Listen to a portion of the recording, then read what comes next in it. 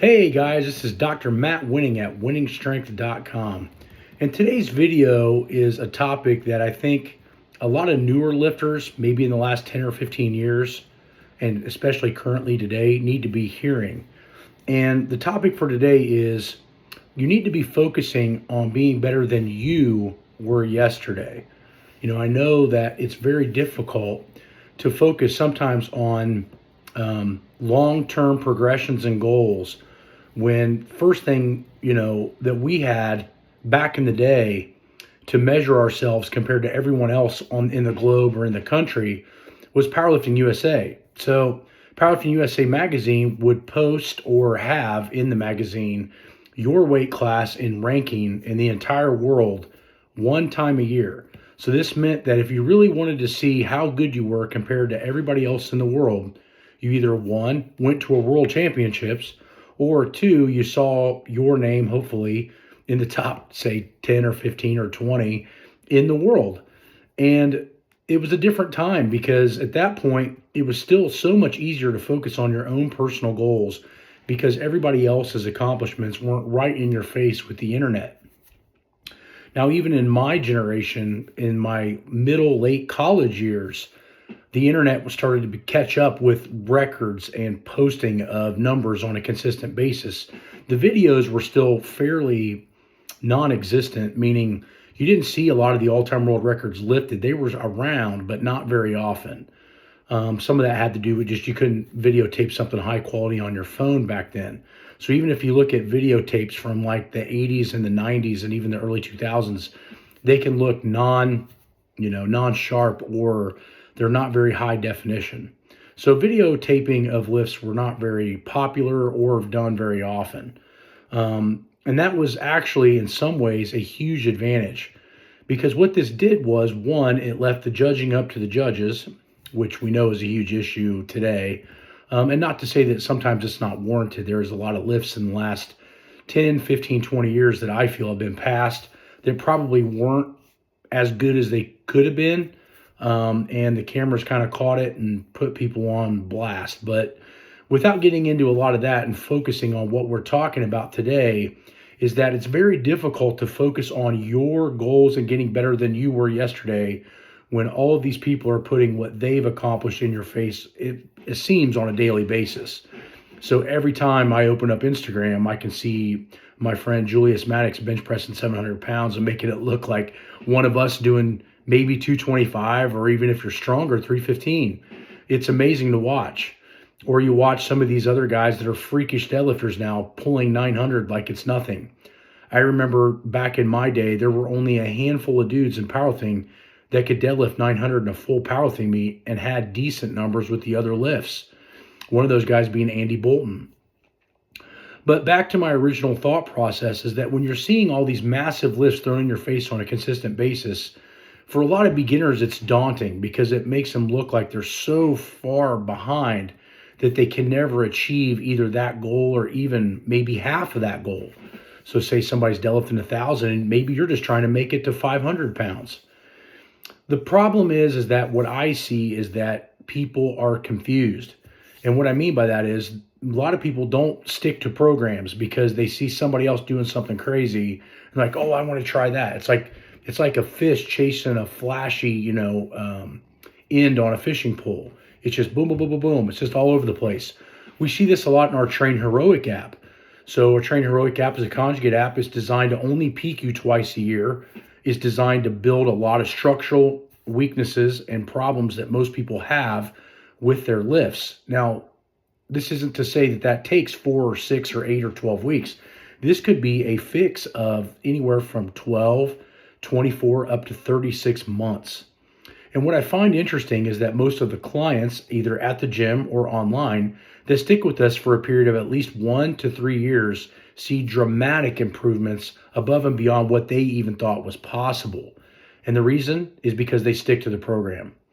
I saw a video a couple of days ago of Eddie Cohen, and it was an old video from a long time ago, maybe 10 years ago. And he talks about just stick to the fucking program. Like, it's so easy to see what, say, guys like Larry Wheels is doing, or Maddox is benching, or, my friend Midwest Kong, if you're big into repetitions and you want to be able to do 225 for 20, 30, 40, 50, 60 plus reps. It's real easy to jump ship and go to different training programs and protocols, and there's so many that are free out there. But what I don't see people talking about is, are these programs really designed to fit my individual weaknesses? Now, we do the best we can on the apps to make sure that most people's weaknesses are addressed on a consistent basis.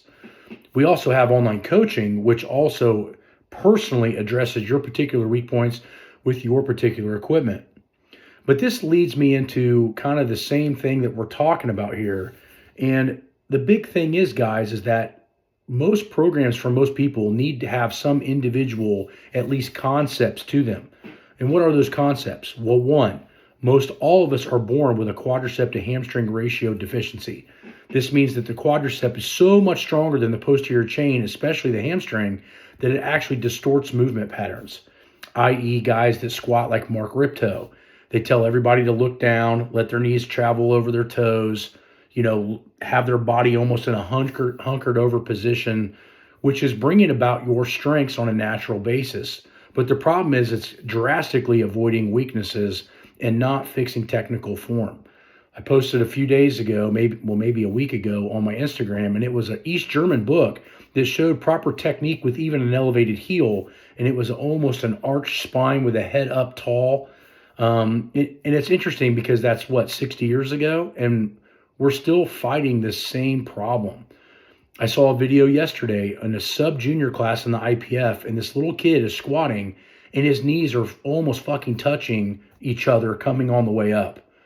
So where's the technical proficiency on this? And what I mean is, quit looking at being better as being better in how much weight you're lifting. A lot of times great coaches measure being better by technical proficiency, meaning that your lifting looks better and therefore over the long term it will get better. So a lot of times guys just go in and move naturally as they think they should, and then the problem is they create all these weaknesses and all these imbalances that are almost impossible to fix after, say, 2, 3, 5 or plus years of training with incorrect form. We've seen this a ton in assessments. We've seen this a ton at seminars, and we've seen this a ton with clients. So if you are first starting to train, there's a handful of tips that I could give you. One, don't give a flying shit about social media and the internet. It doesn't matter. It's like a fictional fairy tale of bullshit. If you focus on getting better yourself, keeping your head down, staying out of social media, trying not to create and make a big following, your lifting is going to be better. You notice that a lot of like the Russian lifters and all that, they don't post a bunch on what they do. They just show up at Worlds and kick everybody's asses. There's a handful of other athletes like that. And the reason is because all of their energy is focused on their training. The next thing that you can focus on as a beginner, intermediate, or advanced is focus on not just what you're doing in the gym, but everything outside of the gym. Is it conducive for your goals? Meaning, are you sleeping long enough? Are you eating correctly? Is your normal health and blood work good? These are things that when you get to the top and you're focusing on being super strong, a lot of times that stuff goes to the wayside because you're so fixed on this one goal that you don't realize that everything else is crumbling apart. So routine blood work is insanely important. Number 3, making sure that you have doctors behind you looking at everything and making sure that your blood pressure and your hematocrit, hemoglobin, testosterone levels, all of that is in a good, solid, middle of the road balance. You don't want your testosterone insanely high from taking a bunch of anabolics and not taking care of yourself on the other end, because you could have other problems down the road that you don't even foresee. So again, if you're focusing on just being better with what you are doing, it's going to make a big, big difference. I think there's going to be a big backlash in the next 2 to 5 years that people are just going to start disassociating with social media because it just causes so much undue stress. And that's the other thing too, is stay away from stressors. There's a big reason why I was a good champion in my day and still a very strong lifter now, is because I tend to try to stay away from as many stressors as I possibly can. So if you're focusing on being better, try to be better in an all-around picture.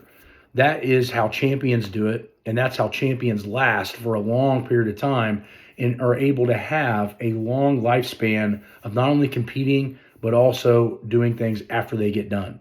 So I hope this helps. You guys go visit winningstrength.com.